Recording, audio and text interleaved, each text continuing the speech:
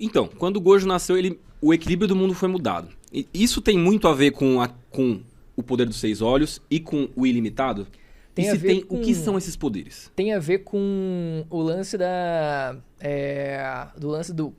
pelo fato dele ter nascido, se eu não me engano, maldições ao redor do mundo ficaram mais poderosas, inclusive, né?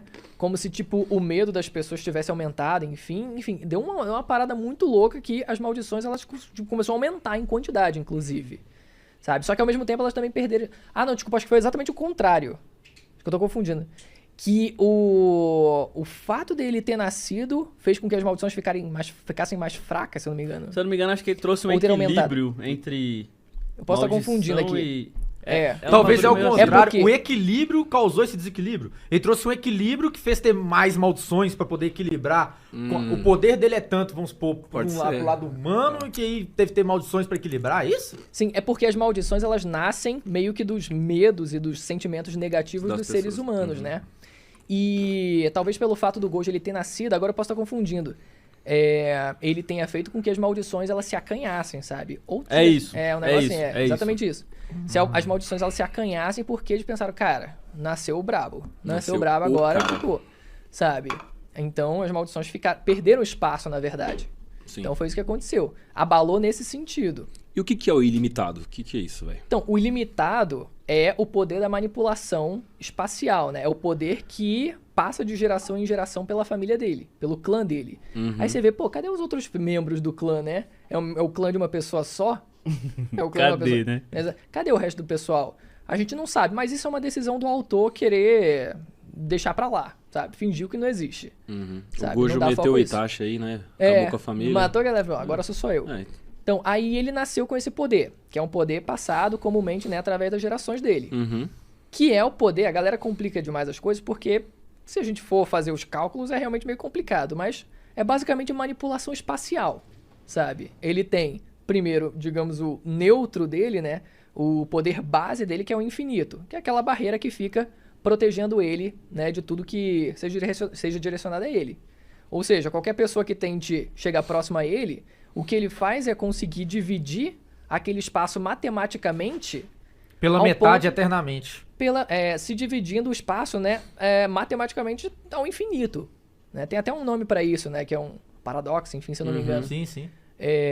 Mas quando a gente para pra pensar, por exemplo, no intervalo entre 0 e 1...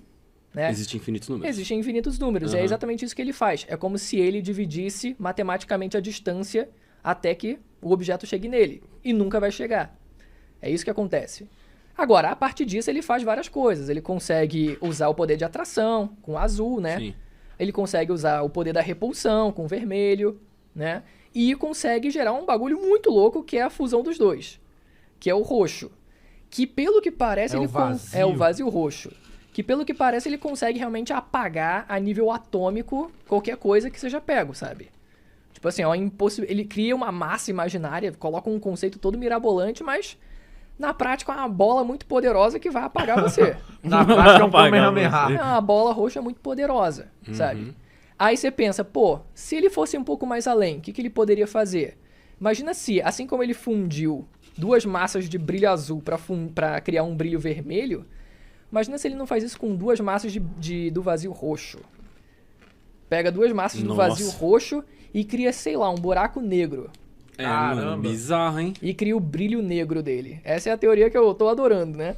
Dele criar um poder novo através da fusão de duas massas aí ele faz o azul, vermelho, o amarelo, o verde. Ele cria o arco-íris inteiro. Aí junta tudo, aí dá o branco, né? E atualmente no mangá, o Gojo tá lutando contra o Megumi. O Sukuna, né? No corpo do Megumi. No corpo do Megumi. No corpo do Megumi. Mas esses conflitos do... Como é o nome? O nome do clã é qual? Do clã Gojo, no caso, né? Do Megumi. Do Megumi é o clã Zenin. Então, o Gojo ele já tinha tido problemas passados com o pai do Megumi? É isso? Sim, o Gojo, no caso? Sim. Gojo. No flashback. Não sei se você chegou a acompanhar o anime. Não, ainda não tô vendo essa temporada ainda. Então, teve o envolvimento deles dois lá, que deu uma treta danada. O Gojo realmente quase morreu, né? Deu uma treta... Não, ele morreu mesmo. Alguém quase matou o Gojo, então. Que foi esse cara. Mas ele pegou desprevenido ou... Não, foi ele. Cansou ele ele fez uma série de paradas. Tipo Tipo assim, ele fez uma série de paradas. Tipo, o cara que... O nome do cara é Toad, né? Que quase matou o Gojo. Que é o pai do Megumi. Que é o pai do Megumi. E o Megumi até hoje não sabe disso. Até hoje não sabe disso. Que o pai dele quase matou o professor dele. Isso é bem bravo. Mas provavelmente ele ainda vai saber, né? Caso ele fique vivo. Mas o que ele fez? Ele fez uma porrada de coisa. Primeiro, ele contratou, né? Tipo, na verdade, ele ofereceu uma recompensa pra que matassem uma garota lá que tava sendo escoltada lá pra escola de Jujutsu. E aí, quem foi escoltado pra proteger a garota, né? Fazer a escolta, era o Satoru Gojo e o colega dele, o Geto. Beleza, tamo aqui protegendo a garota, né? Aproveitaram pra fazer o translado dela, tiraram umas pequenas férias ali, enfim, ficaram aproveitando o clima lá com ela. Só que isso, durante todo esse tempo, o Gojo lá, atento e usando das habilidades dele, que são os 6 olhos, né? Os olhos dele pra estarem sempre ativados ali, com a percepção sempre no máximo, tava ali, ó, sem óculos, sem bandana lá, sempre de olho. Só Inclusive, que isso os óculos e bandana... Né? É justamente pra não ficar gastando esse poder o tempo inteiro. Porque isso consome muito dele. Pois é, consumia principalmente muito dele nessa época, que ele não tinha aprimorado. Lembra muito um personagem também que não pode ficar usando o olho dele, senão consome muito. Pois é, né? Lembra quem será, né? Nem fala, cara. É de qual obra mesmo?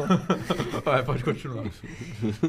E aí teve isso. Essa foi a primeira coisa. Deixar o cara com a habilidade dele, né? Cansando a habilidade dele. Usando a habilidade por vários dias. E aí, quando eles voltam até a escola Jujutsu, tem uma série de artimanhas que ele preparou. Primeiro, o cara ele não tem energia amaldiçoada nenhuma, né? Então, ele não é detectado pelo Satoru Gojo. O Satoru Gojo, através dos olhos dele, não consegue detectar o Toad Fushiguro, né? O que ele consegue fazer, no máximo, é ter uma intuição, tanto que isso é dito, né? A gente até vê, antes que o pessoal comente isso aí, né? Tipo, não, mas ele quando era criança, tem essa cena no flashback. O Satoru Gojo criancinha assim, olhando pra trás e percebendo, né? O Toad, exatamente ele. O Toad, cara, o moleque me percebeu. Mas não foi através dos olhos. A não ser que ele tivesse com alguma energia amaldiçoada, enfim. Algum objeto amaldiçoado. Provavelmente foi através de intuição. E isso é levantado durante a batalha entre eles, sabe? Que o Gojo, apesar de não ler o fluxo da energia amaldiçoada porque ele não tem nenhuma, ele ainda tem uma intuição muito boa. Então o Toad, ele fala isso pro Satoru Gojo, que ele ainda tem uma intuição, uma percepção natural. É a voz, né? Boa. A voz, né? Tipo, ele consegue naturalmente fazer isso. Só que aí o que ele faz? O Toad Fushiguro, ele entra na escola, invade a escola, aproveita o momento em que eles tinham entrado exatamente na escola, para que ele esperasse que o Satoru Gojo desativasse, né? Tipo, não, desativasse a barreira do infinito dele. Esse foi o lance. Desativou porque os 6 olhos ele não pode desativar. Fica ativado o tempo todo. Mas a barreira do infinito estava ativa e ele estava gastando. Quando ele volta para a escola... Ficou 3 dias gastando sem parar. Ele desliga e fala, pronto, agora a gente tá dentro da escola, tamo de boa, tamo seguro. Vem o cara lá, sem energia amaldiçoada nenhuma, com a faca normal, pum! E enfia nas costas dele. Essa foi só a primeira. E aí depois começa a porrada toda, né? Aí vai, toda a dinâmica deles dois. E o Gojo, ele precisa novamente ativar o infinito dele, sabe? Já tava nerfado, cansado, tinha levado uma estacada no bucho, mas vamos lá, vamos lutar. E aí ele ativa de novo o infinito dele pra se proteger, só que o que o cara tinha também? Uma ferramenta amaldiçoada que anulava qualquer técnica. E ele vai lá e enfia, né, no pescoço do Gojo aqui, né? Bem essa cena que enfia no pescoço dele que aparece no trailer. Essa cena é boa demais. Ele enfia ainda... E depois vai, tipo... Só não matou porque não arrancou a cabeça. Enfim. Velho. É uma parada meio complicadinha porque ele fez várias coisinhas e tal, pode ter ficado um pouquinho confuso, mas de forma geral foi isso. Nerfou o cara, esperou chegar na escola, esperou ele desativar a barreira do infinito, chegou lá sem energia amaldiçoada nenhuma pra não ser percebido e com uma faca normal, fincou ele pelas costas. Daqui a pouco, meu amigo, aí foi porrada. Esfaqueou ele todo. Cara, sabe o que eu acho mais foda do Toji?